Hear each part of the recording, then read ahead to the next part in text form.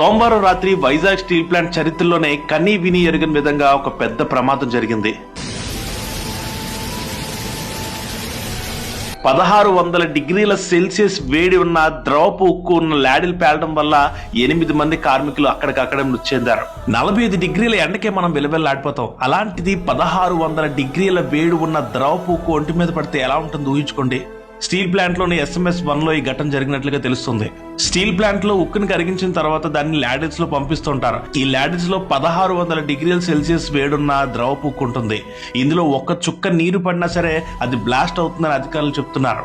అయితే ఈ ప్రమాదానికి గల కారణాలు ఇప్పటి వరకు కూడా తెలియలేదు. దీనిపై విచారణకు ఆదేశించారు. ఈ ఘటన విశాఖపట్నంలోని ఇండస్ట్రియల్ సేఫ్టీపై వార్నింగ్ బెల్స్ మోగిస్తుంది. విశాఖ చుట్టుపక్కల ఉండే ఇండస్ట్రీస్ లో ఇలాంటి ఘటనలు జరగడం కొత్త కాదు.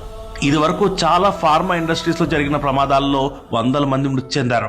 ప్రభుత్వం ఈ విషయాన్ని సీరియస్ గా తీసుకుని ఇండస్ట్రియల్ సేఫ్టీపై కఠినమైన నిబంధనలు విధించకపోతే భవిష్యత్తులో ఇలాంటి ప్రమాదాలు ఇంకా జరిగే అవకాశం ఉంది. వైజాగ్ స్టీల్ ప్లాంట్ బ్లాస్ట్ లో ప్రాణాలు కోల్పోయిన ప్రతి ఒక్కరికి, వాళ్ళ కుటుంబాలందరికీ కూడా మన ప్రగాఢ సానుభూతిని తెలియజేద్దాం. ఇలాంటి ఘటనలు పునరావృతం కాకుండా ప్రభుత్వం కఠిన చర్యలు తీసుకోవాలని ఆశిద్దాం.